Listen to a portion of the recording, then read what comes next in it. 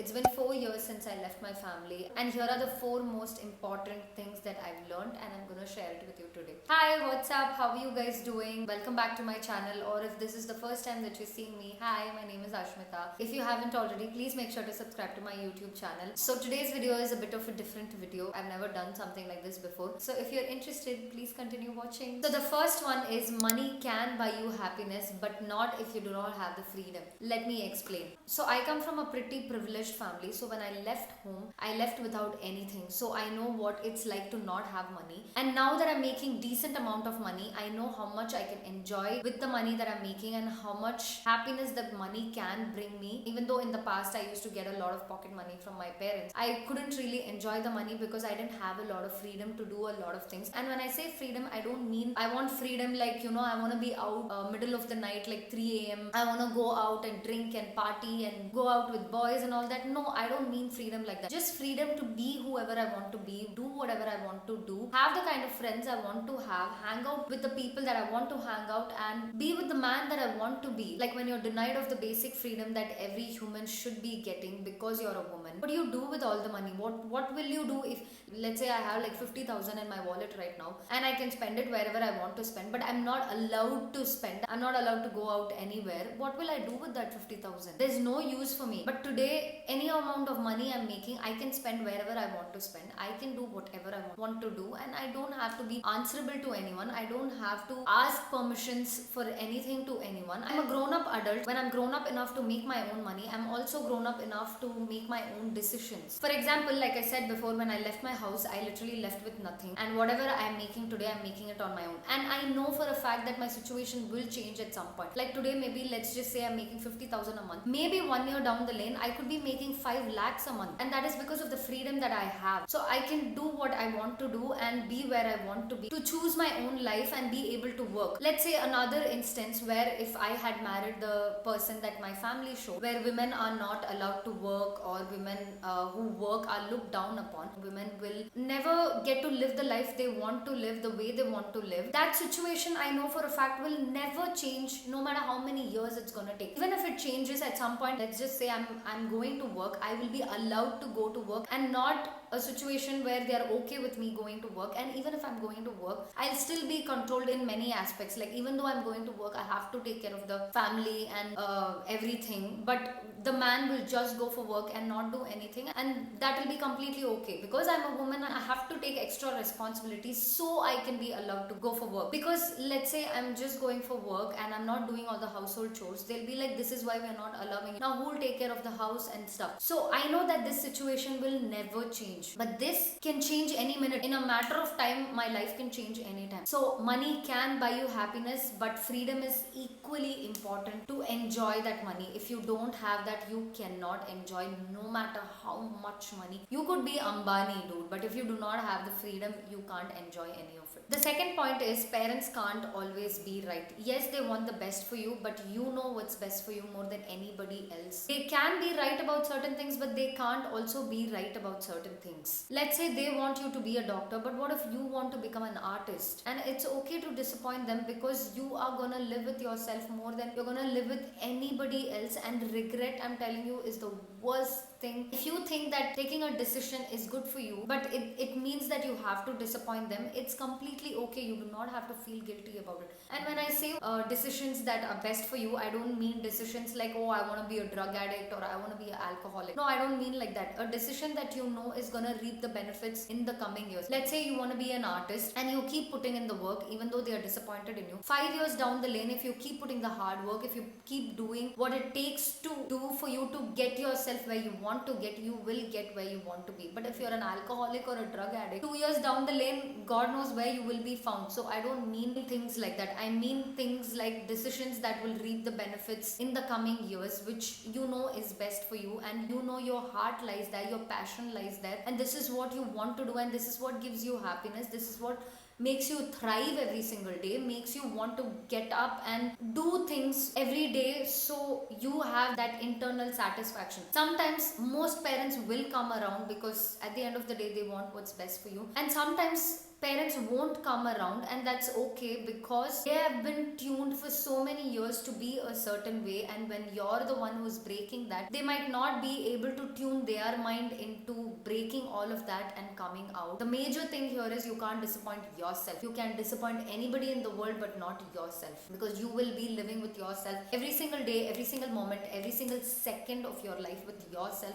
and not with anybody else. It does not matter what anybody else thinks or how people perceive you. How you perceive yourself and what you do for yourself is more important than anything in the world. So parents can't always be right, and it's completely okay to choose and do something that you know is best for you, and it's okay to disappoint them. You don't have to feel guilty about it. The third one is kind of very important one, and I kind of learned it the hard way, and that is create love bonds and not fear bonds or ego bonds. Let me explain. So in my house we had this one uncle who'll always scream and yell and throw tantrums and be rude with everyone, and all of us used to be very scared of him, and all of us would do things that would accommodate his good mood, in the sense that we'll be like, instead of hearing a earful from him, I'll just do the work. Instead of hearing a earful from him, I'll just do this, I'll just do that, I'll do what it takes. So as I grew up, I developed this mentality that if you're rude to people, if you're, if you get angry with people, if you make them fear you, they will stay with you. They will do things like you want, and they will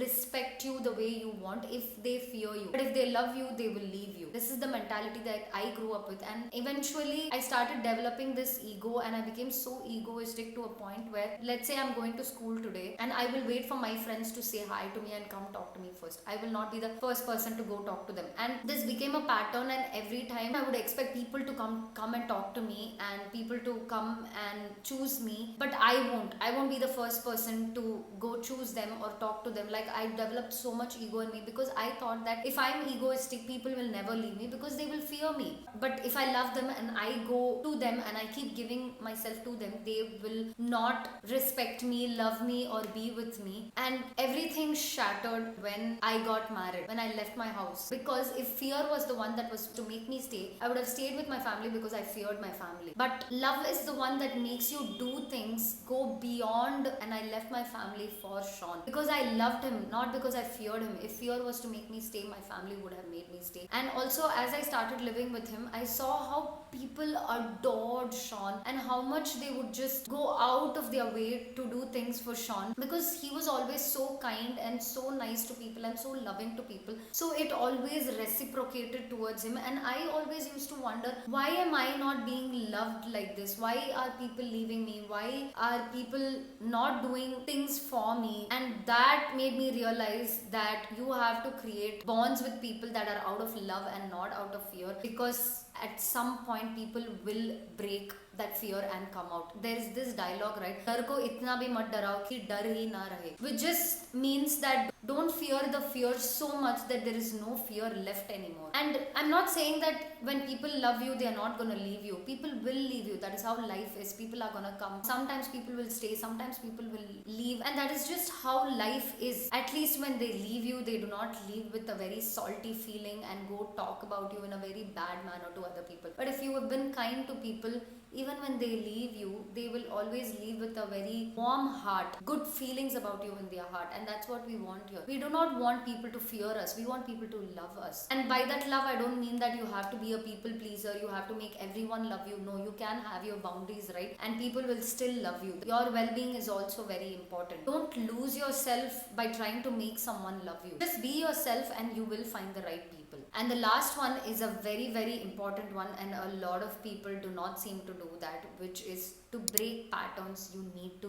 leave. Let me explain that. Let's just say, for example, we have this huge dustbins on the road, right? Like huge dustbins. And when you cross those dustbins, it stinks. Let's say I make you stand there for like 10 minutes. Initial 1 minute or like for 30 seconds, it's gonna stink so much and you won't be able to stand there. But if you continue to stand there, that smell is not gonna bother you at all because you're living in that smell. That smell seems normal to you in your head. That's exactly how abuse feels like. When you're in an abusive relationship, whether it's with your family or your partner or your friends or anybody for that matter, as long as you're in there, you will never really completely understand that this is abuse and it's not okay. When you leave is when you will understand that, oh my god, all of these things happen to me and this is not okay. And this does not just mean to abuses, this also means to your own patterns. Let me give you an example. So when I was young, we lived in a joint family. We were 25 members in one house and we were about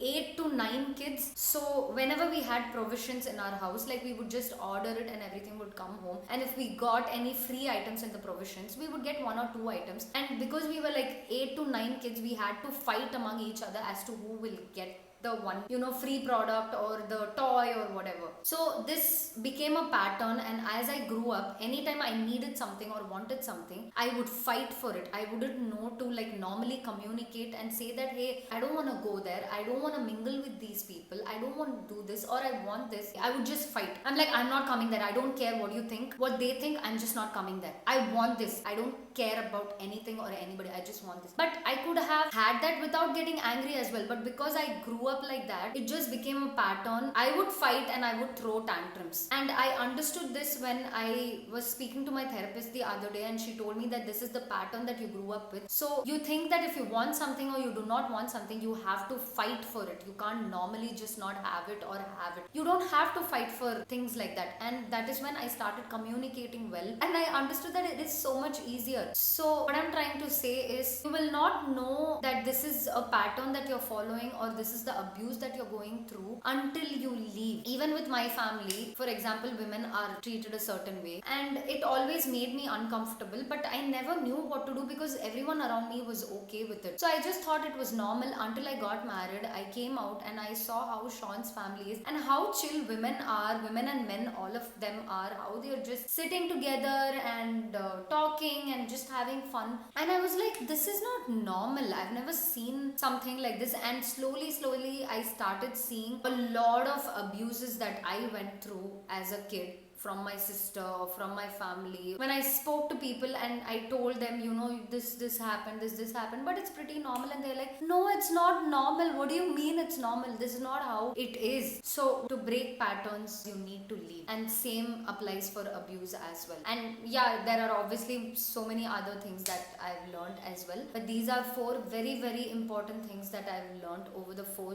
years of leaving my family. And yeah, life has just been nothing but amazing. So I hope this video was helpful to you in some way or the other. If you like this video, please make sure to give this video a big thumbs up, share this video, and also subscribe to my YouTube channel. I will see you all with hopefully many more such videos in the future. Until then, it's bye from Ashmita.